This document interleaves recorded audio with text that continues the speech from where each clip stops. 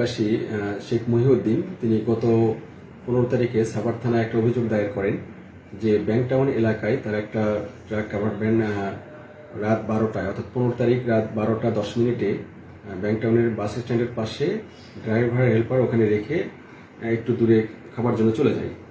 এরপরে driver helper পরবর্তীতে এসে দেখে যে সেই গাড়িটা ওখানে আর নাই।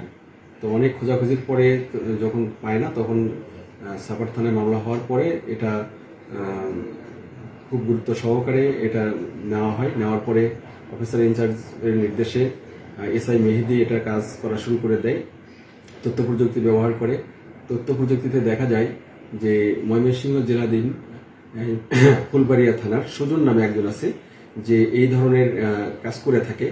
তো তার কাছে এটা প্রথমে আরমান এবং সোহাগ এই দুইজন এই জায়গাতে এই গাড়িটা নিয়ে যায়। নিয়ে যাওয়ার পরে সেখানে তারা টুকরা টুকরা করে বিভিন্ন খণ্ড বিখণ্ড করে তারপরে ওই জায়গা থেকেই আমাদের চৌকস টিম যেটা সাভার থানা থেকে যাওয়ার পরে সেখান থেকে উদ্ধার করে এবং এটার সাথে জড়িত যে 3 জন আছে সুজন, আরমান এবং সোহাগ, 3 জনকে গ্রেপ্তার করতে সক্ষম হয় এবং এটার যে ট্রাকটা যেটা নিয়ে গেছে সেটাও আমরা উদ্ধার করতে সক্ষম হয়েছি এবং 3 জনের বিরুদ্ধেই বিজ্ঞ আদালতে মামলা রুজু হয়েছে এবং তাদেরকে চালান করে দেওয়া হবে এবং রিমান্ডে নিয়ে আসা হবে।